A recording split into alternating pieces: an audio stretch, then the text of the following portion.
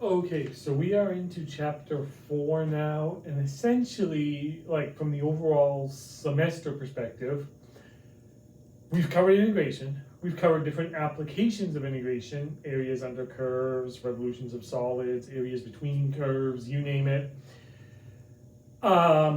We have covered different ways to actually integrate U substitution, integration by parts, partial fraction decomposition, trigonometric integrals, trigonometric substitution, you name it. And essentially now, well, we have come up with all the different geometric applications we could think of. We've done engineering / physics applications, center of mass, moment of inertia, fluid density, you name it. And well, we've looked at finding ways to integrate every possible integral that we could imagine. And then in the last chapter, we started using our understanding of integration as well as other tricks to then solve differential equations. But now we kind of circle back to the same question that we actually started this semester with, which was the ultimate goal of this class was to be able to integrate everything. If a function is integrable, can we integrate it? And if a function is not integrable, can we find a way to make it integrable to integrate it? So with all the different tricks we know now, can we integrate everything? And I would actually point out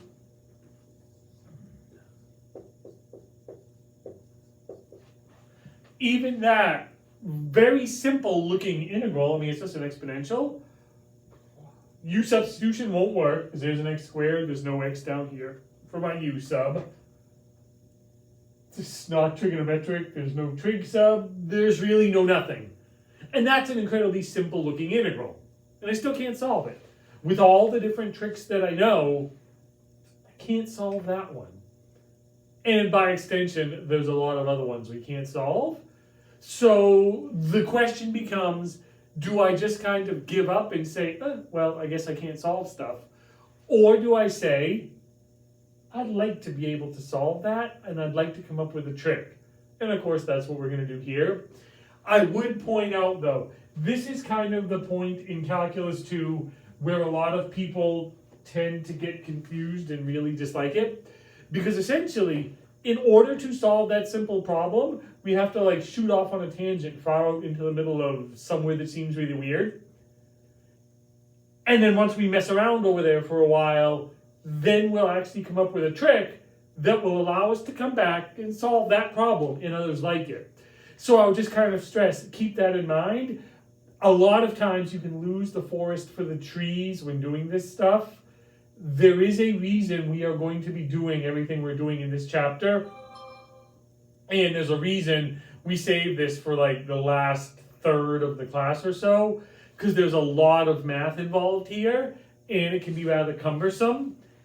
And you will be writing all of your math algebraically correctly, which makes it more cumbersome.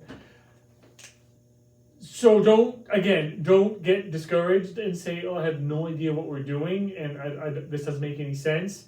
There is a reason we're going to be doing the things that we're doing, but you don't get to see it until the end, and that takes a while. So you're just going to have to kind of trust me here.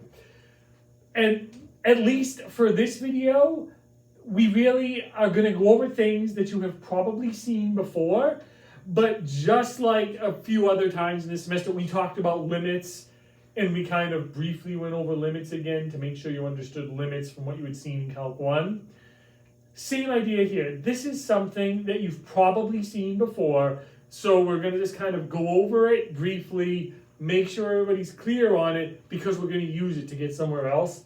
And we'll also, since we're reviewing it, maybe throw a little bit more mathematical structure on it. And essentially, we want to talk about sequences. And you all know what a sequence is. I will point out from a form perspective, some sequence like that, we'll say A sub n. If I want a different sequence, maybe I'll say B sub n. We know how this works. And then A sub n is just some sequence of, for the purposes of what we're doing, numbers. A sub 1, A sub 2, A sub 3, etc. This could be B sub 1, B sub 2, B sub 3, etc. Those sequences could certainly be finite, but generally, for the purposes of what we're doing, they'll be infinite sequences. And again, we can have lots of sequences, 1, 3, 5, 7, and so on, odd numbers. We could do 1, 4, 9, 16, square numbers, things like that. All of you have worked with sequences before. It comes up in trig. I teach trig. I've mentioned this before. So I know these are covered. And in particular, in trig, you talk about arithmetic and geometric sequences and how they work. You talk about factorials and things like that. Factorials, you all remember. N factorial. So something like 4 factorial is 4 times 3 times 2 times 1, which is 24. Things like that. All the stuff you know about sequences from trig or wherever you have seen them before, we are going to use again. Although I will point out, we're going to use it like today and maybe at the beginning of our next class, our next lecture. This is really just a kind of jumping off point to get to what we care about. But it is important and it will pop up. So we have these sequences, and when you are, say, working on them in 172, you care about, again, talking about if they're arithmetic or geometric, and then you talk about the explicit formula for the arithmetic sequence, the explicit formula for the geometric sequence. You have implicit formulas, then you have finding the sum of the first n number of terms of your sequence, be it arithmetic or geometric, things like that. And we are going to use that a little bit. Here we actually care about something slightly different. I would point out though, if you don't necessarily remember a lot of what you did as far as sequences are concerned in 172, I don't want to rehash them here. But if you would like me to find my trig sequence lecture videos, they're in my online trig class, and then upload them to our class so that you can watch those videos as a means of review, just email me and let me know and I'll gladly do it. But I just say all of that to say, my assumption is you remember all of that stuff from trig, or with a little bit of review, you remember it. We actually care about something a little bit different here. Suppose we have this sequence. 1 over n. So we understand, all I do is I let n run from 1 to infinity. So this is the sequence 1 over 1, which is 1, then 1 over 2, then 1 over 3, then 1 over 4, and so on. Clearly it's infinite. And from a math perspective, what I actually care about is, does it converge or diverge?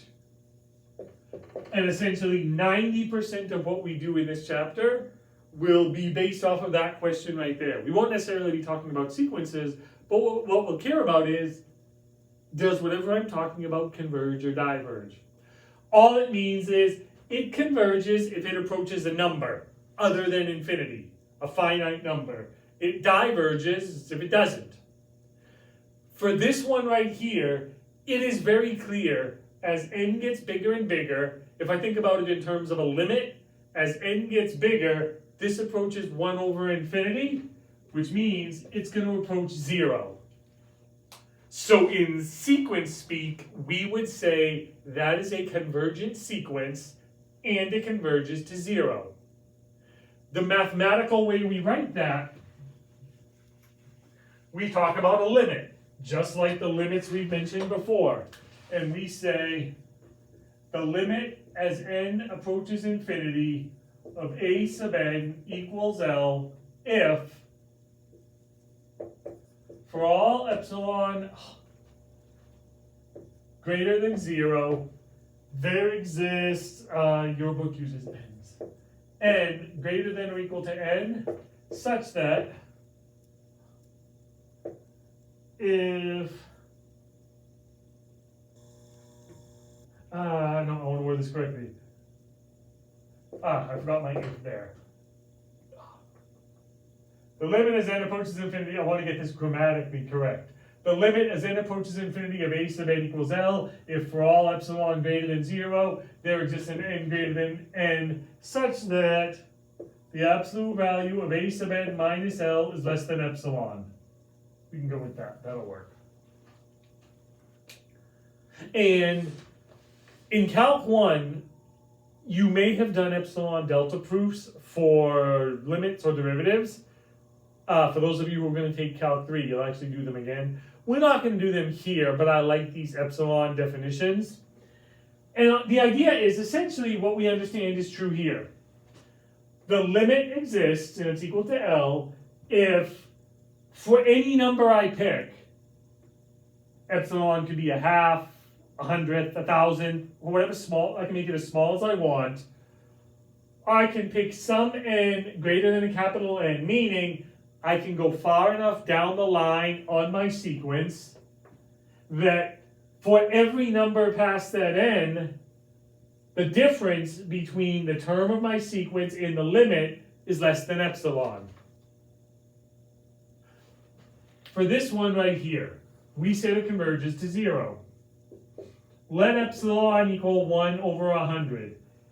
Clearly, and we said the limit is 0, clearly, if n is greater than 100, then the absolute value of a sub n, which will be a sub 101, that's the first term after 100, we'll just use that one, minus the limit, which is 0, is going to be less than 1 over 100. And for every n past that, 102, 103, this will also be true. So essentially the idea is the exact same as the idea for a limit that we had before. That at some point down the line, I eventually get really, really close to whatever I'm approaching. If I don't get close to it, then it's not a limit.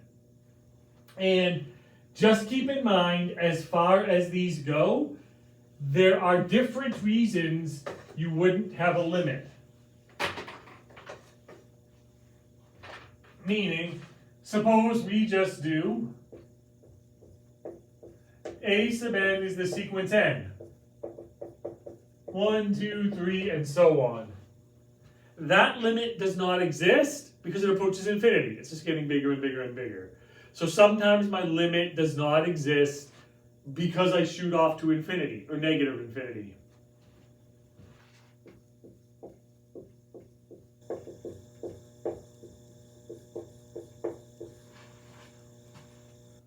The sequence b sub n is sine of n. So I get sine of 1, sine of 2, sine of 3.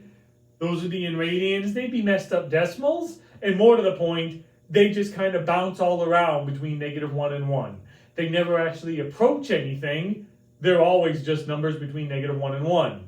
So I never approach 1 or -1 or 0, because as soon as I approach it, then I start going away from it. So that one would also not converge. Or we would say they diverge. So be aware, there's different reasons that you don't converge. One of the important things that we'll be looking at and expanding on is what will guarantee that I converge?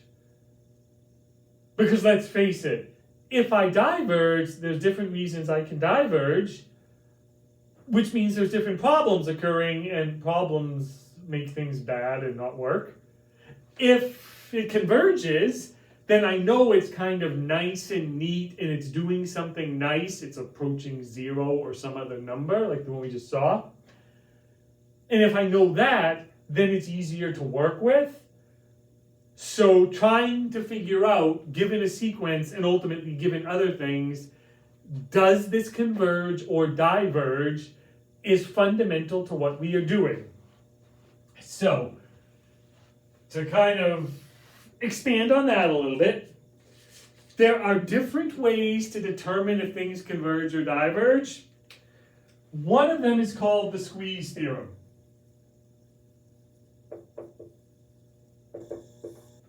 And kind of an abbreviated form of this, if a sub n is less than or equal to b sub n is less than or equal to c sub n for all n, and the limit as n approaches infinity of a sub n equals L, which is the limit as n approaches infinity of c sub n, then the limit as n approaches infinity of b sub n equals L.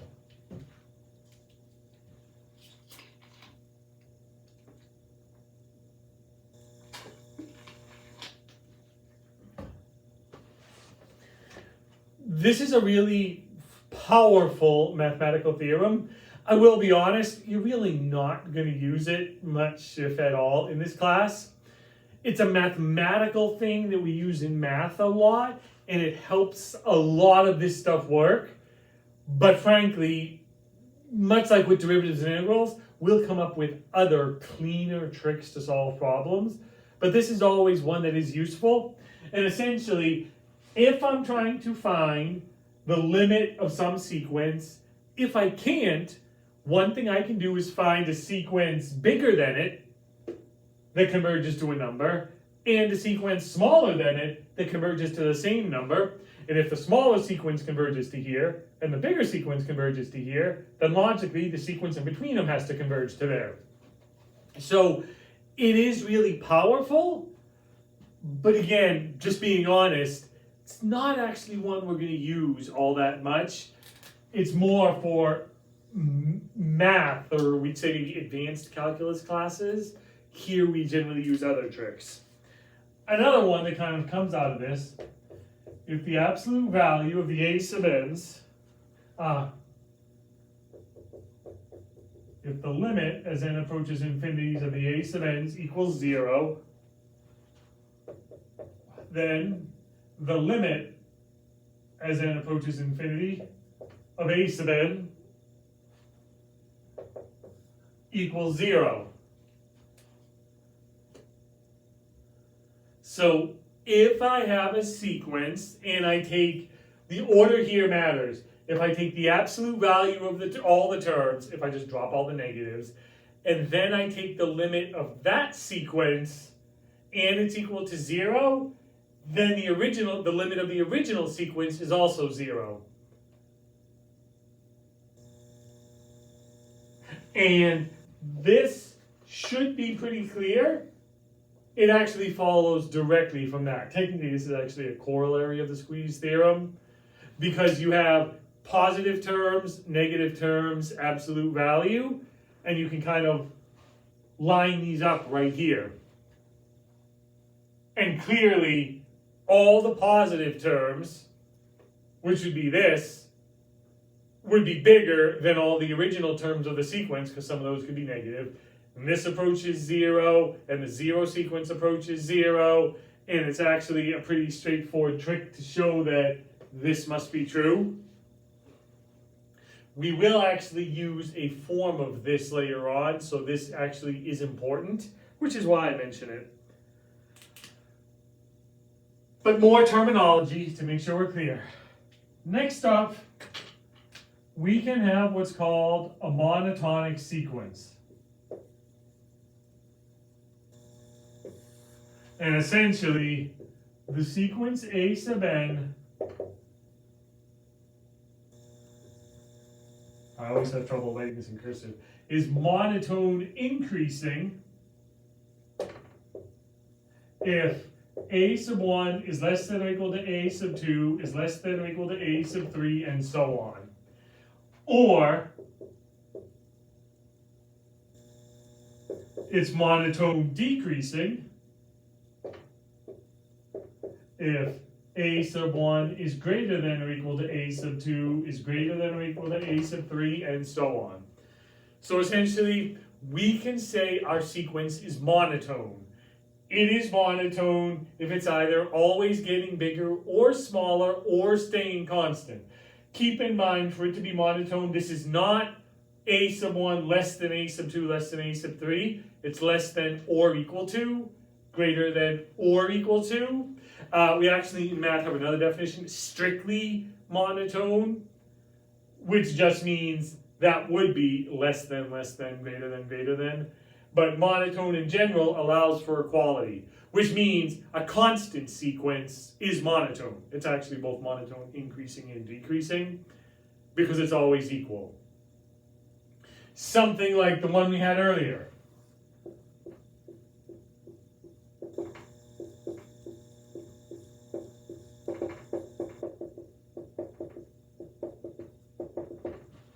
One over n.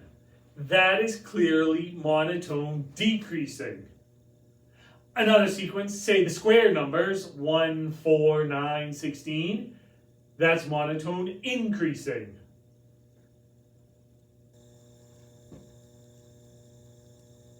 And I guess the question then would be, if a sequence is monotone, what does that tell us? Does that help us with our quest to determine if it's convergent or divergent? Well, in order to think about that, we need some more definitions, which again, maybe definitions you have seen before, but like I said, one of the points of this lecture is to run through all the different definitions and terms that you need to know, even if you've seen them before, to make sure you remember them. So, next up, we have what's called an upper bound. And we will say M is an upper bound of the sequence A sub n if A sub n is less than or equal to M for all n. And by extension, M is a lower bound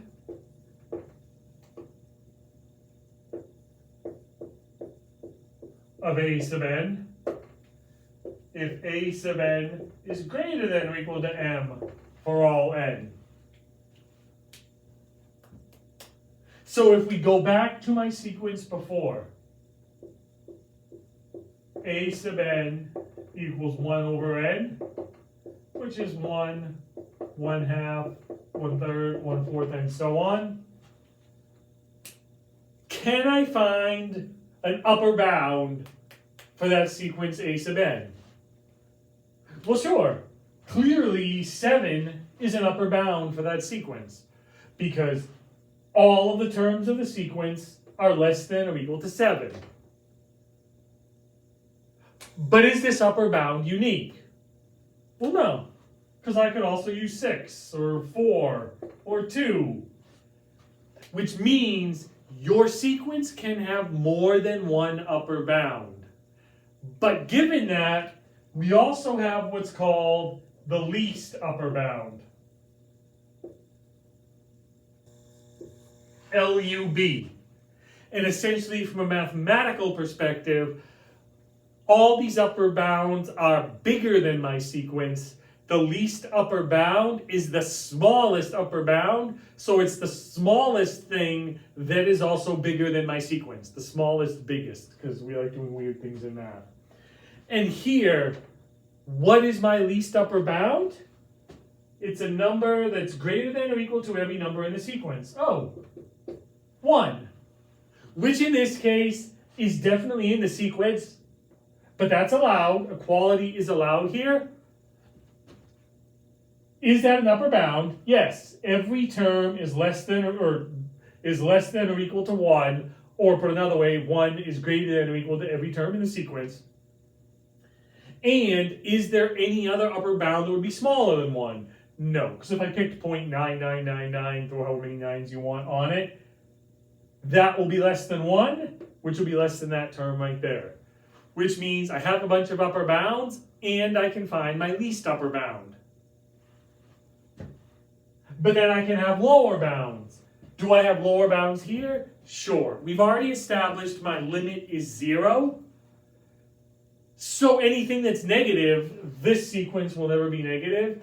Every negative number will be a lower bound. But again, I have a bunch of lower bounds, and then I want to find the greatest lower bound. The GLB. LUB, GLB. That's actually how we abbreviate them. And in this case, what would be my greatest lower bound? Well, it would be 0. Keep in mind here the slight distinction. 1 is my least upper bound, and it's a term of the sequence. 0 is my greatest lower bound, and it is not a term of the sequence. The sequence is 1 over n. It's never 0. But the limit as n approaches infinity is 0, because I get closer and closer to 0, I just never reach it. Does that mean that I can find a number bigger than 0 that will be a lower bound? No, because that's what that whole epsilon definition of the limit said. That no matter what epsilon I pick, no matter how close to 0 I get, 0.0000001, if I keep going far enough down the sequence, eventually I'll get smaller than that, and I'll get closer to 0. So there's nothing bigger than 0 that will be smaller than everything in the sequence, because eventually I'll get smaller than it. So this is my greatest lower bound. And essentially, one of the things we'll do algebraically is to be able to look at a sequence and then say, is there an upper bound? Is there a lower bound? Is there a least upper bound? Or once I have an upper bound, can I then find a least upper bound? Once I have a lower bound, can I find the greatest lower bound? Sometimes we can, sometimes we can't. And what does that tell me? When we have an upper bound or a lower bound, we say my sequence is bounded. And now, if I care about my sequence converging, if I have a sequence that's bounded, will that make my sequence converge? Because it's bounded, so it can't go off to infinity. No, actually. If we go back to another sequence that we had,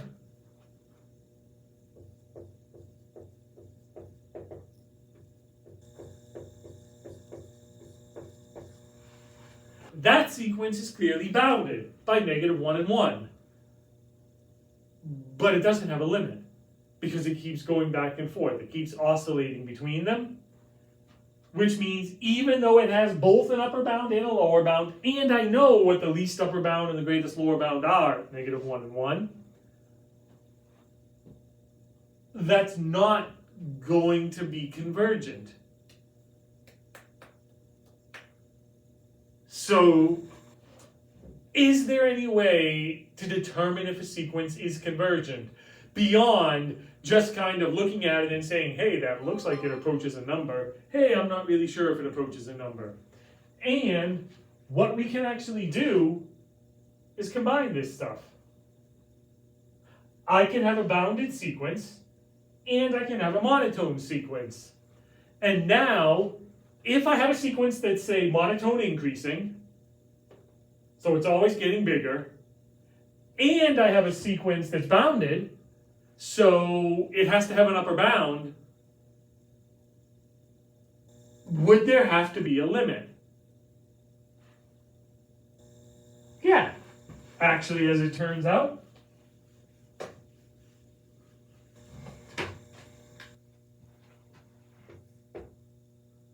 Suppose that A sub n is a monotonic sequence, meaning it's either monotone increasing or monotone decreasing. Then A sub n converges if and only if it is bounded.